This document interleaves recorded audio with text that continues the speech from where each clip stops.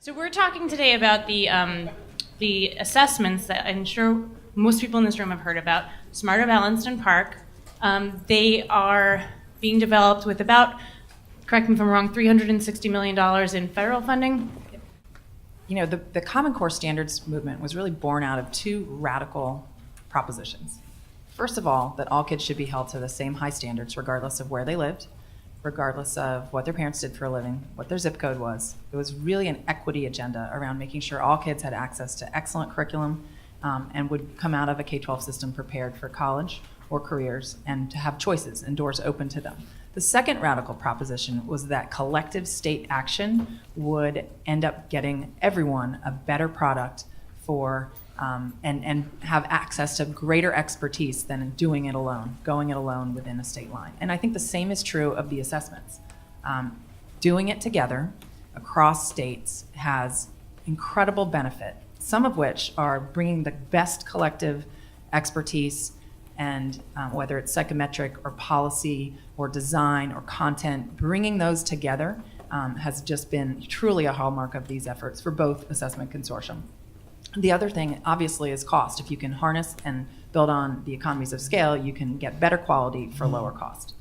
The state educators, the state staff from K-12 and higher ed institutions across these states are really driving the work. They're looking at every test question. They are in the driver's seat with vendors under contract to them to do the work, as opposed to the opposite of that, where vendors are driving the work and states are just purchasing whatever it is that they happen to get off the shelf. And that's a very different dynamic and worth pointing out as you write the stories. So the classroom-based assessment, we're putting together resources to help teachers do a better job of that. Right now, teachers do a lot of assessing in their classrooms. Every quiz a kid takes is a form of assessment, but they have very little training on how to do that well. So we're going to try to give teachers more resources to do a good job of the day-to-day assessment they do in the classroom. We're trying to give we're giving states flexible tools to do assessment during the year that is teacher scored, so can help inform instruction. That includes performance tasks, as well as the summative assessments, including performance tasks. So, it's not maybe the system that Mark talks about where you only get tested 3 times and it's, a question put up on the board. But it's much more of a move towards the kind of educationally rich, relevant assessment tied to instruction that I think parents, teachers, students would all appreciate seeing. Yeah, I think Jackie's that's another piece. I mean, there's the rich, relevant assessments that are closely aligned to classroom practice. This is the 10-year view. The use of these assessments, not just in K-12, in the K-12 sector, but also by higher ed institutions as a measure of whether a kid is ready to enter directly into a credit-bearing course without the need for remediation. Credit-bearing course in English and literacy, and a credit-bearing course in mathematics. I'd also like to see in 10 years that the definitions of what credit-bearing, some of the change we want to see really is on the higher ed campuses, and that higher ed campuses become, there's very different definitions out there about what constitutes a credit-bearing course, and we'd like to see, I think, a more shared definition of what it means to be in a credit-bearing course, what that first year experience looks like. So that we're sending much clearer messages to kids. 10 years down the road, we would like to be in a situation where kids know exactly what's expected of them.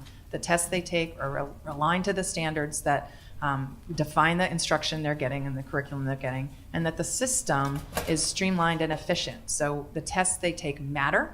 They're not taking a bunch of, someone here at the end of the last session talked about a bunch of boring, disconnected, and not high quality tests. Well, that's exactly the opposite of where we want to be in 10 years. We want to see relevant tests that matter to kids, that they take seriously, and that get them to the next place they want to be, whether that's directly into a credit-bearing course or, frankly, directly into a high-skills job. They're prepared either way. Scoring is going to be the responsibility of states in Smarter Balanced. And there's ways you do scoring. You don't do scoring by saying, this is Jane Smith's test. Score it. Right, for the essay part. You want that to be anonymous as part of your validity. So, there's no chance that even though she's not, say you're doing teacher-based scoring, and even though the teachers who would score a test in District A come from District Z, there's the chance that that kid in District A is the niece of that teacher in District Z, right? And you don't want that to happen, and you don't want that score to be tainted. So when you do scoring, it's anonymous. Any use that we have of the data, say for psychometric research and that sort of thing, it will be de-identified. So you can't look at the data and say, oh, that's Lisa's data. I can tell that's Lisa's data. You find there's very tried and true methods to make that not happen.